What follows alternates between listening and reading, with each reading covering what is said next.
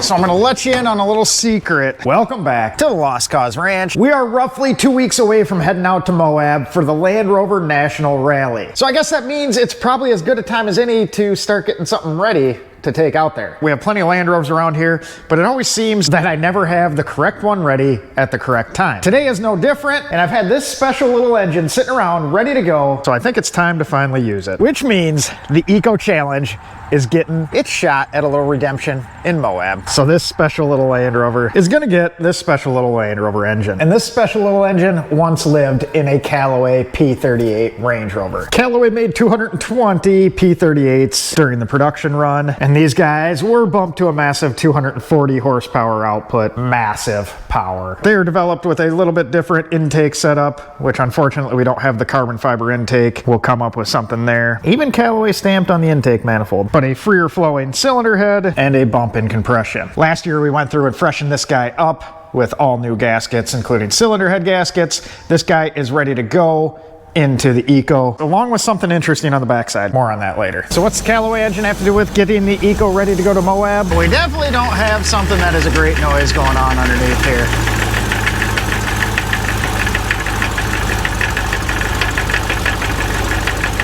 Like they say with trees, the best time to plant a tree was 20 years ago. Second best time today. Best time to put a Callaway engine in your favorite Discovery last year. Second best time right now. I've heard better noises. But before we yank the engine out of that one, we got some cleaning up to do because apparently it's engine replacement week. The last one was a bit of a disaster. These dang British cars.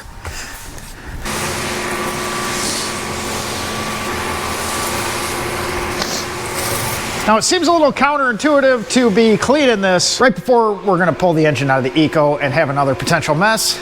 But man, do I hate a dirty floor. I just don't like tracking everything around the rest of the shop. Well, it appears we have also developed what I would consider a significant oil leak while this guy's been sitting. This one looks much more dry, for now at least. There's no oil in it.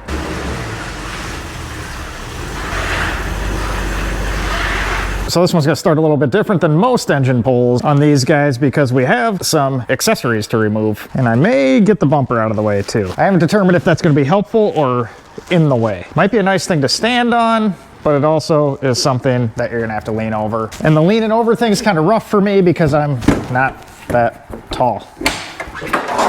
Not a whole lot of length here.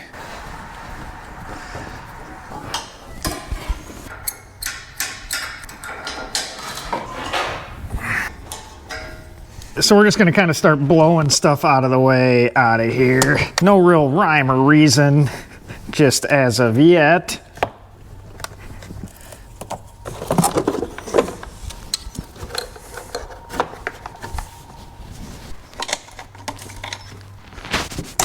I do really like the D1 radiator shroud setup.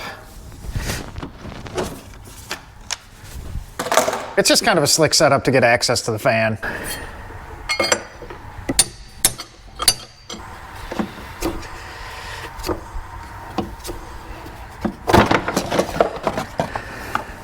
Remember that guy? Made that on the plasma a little bit ago. Handy thing.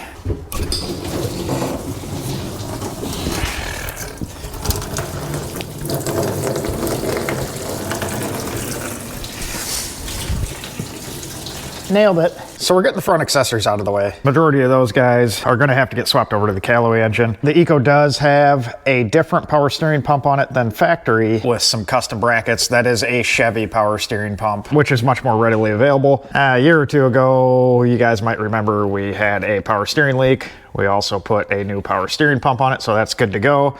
This fancy braided line should hold up, but we're gonna get this out of the way. We're starting to create a bunch of room.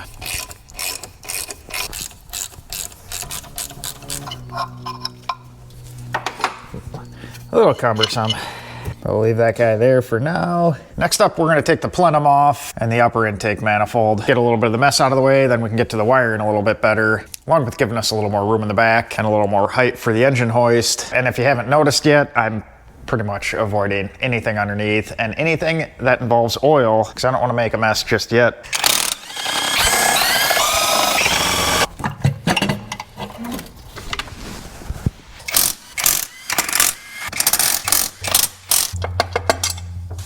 So much room.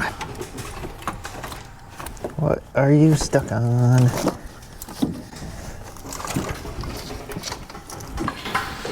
So I think I've exhausted what I can do up top here. We have a pile of stuff off, a lot of things out of the way. I think it's now time to get it in the air. And in some other news, I have a few pieces of some nice cardboard to cover the drain, you know, so we don't lose bolts down into the black hole, along with any wayward fluids. But it's a shame I'm starting to run out of these nice pieces of thick cardboard. Those are from that nice new CNC press brake that has not functioned correctly since I got it. At least I got something useful out of it. Cardboard. But hey, who knows? Maybe it's a blessing in disguise and they'll have to send me another one of these that actually works and we'll get a few more nice chunks of cardboard. But either way, I think I'm going nuts over that guy not working. I'm also probably gonna ruin some squirrels' winter because I'm guessing these were from the ranch and we're a ways away from there. He's gonna starve to death.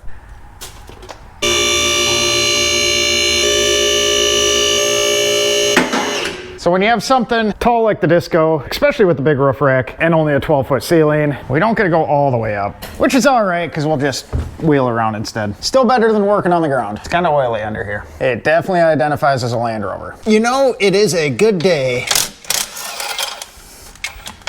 when the nuts come right off the exhaust manifold. How is it dripping now?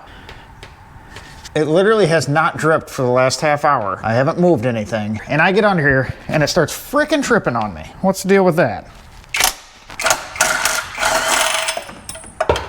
Those of you who work on cars from the southern or dry climates probably don't appreciate what just happened there. But usually that type of thing involves a lot of cussing, broken bolts, angle grinders, sawzall, something of the like. It's very rare. The nuts just come off on their own. I didn't even have to spray anything on them.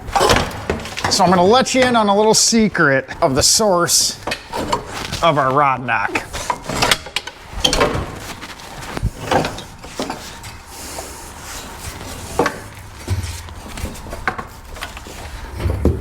And that is that dent right there. Last time I took the Eco out wheeling, we obviously did a number on the exhaust. We ripped that hanger, little scrapage there, and this dent, which ironically is the source of our noise.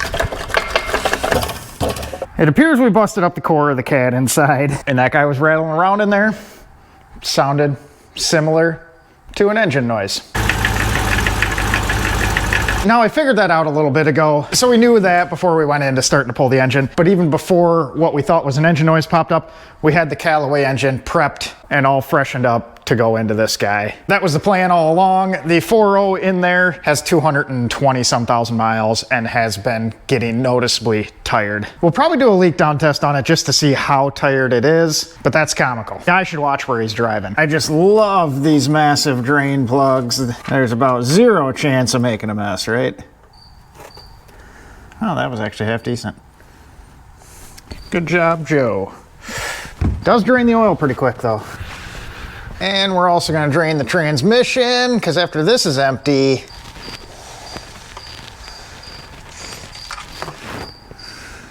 we can undo our cooler lines, get those out of the way.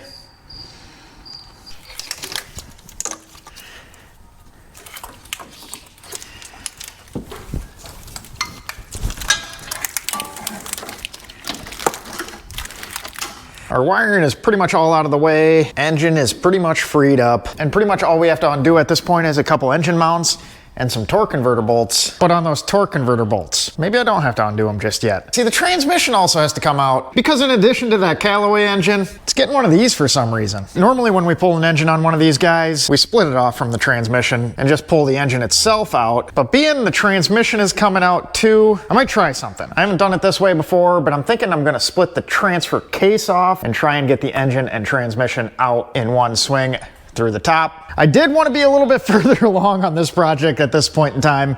Being Moab is literally less than 2 weeks away now. But we did have a busy week though. I think you guys would be proud of me. That 6-liter engine we pulled out of the van, I was gonna hang on to that for maybe a future project, but I made the adult decision and sold it. I got too much stuff laying around, and as you saw, we also spent some time getting the engine swapped out in the Mini for my buddy, so that'll be out of here soon. We just need some stuff out of the way. We got way too many cool things to do in the next coming months. With that being said, appreciate you guys watching, appreciate you subscribing. We'll be back on Thursday with the old tired engine and hopefully transmission out of this guy. And I forgot to mention earlier, let me know down below if any of you guys are headed out to Moab for the Land Rover Rally. Excited to see a bunch of Rovers out there.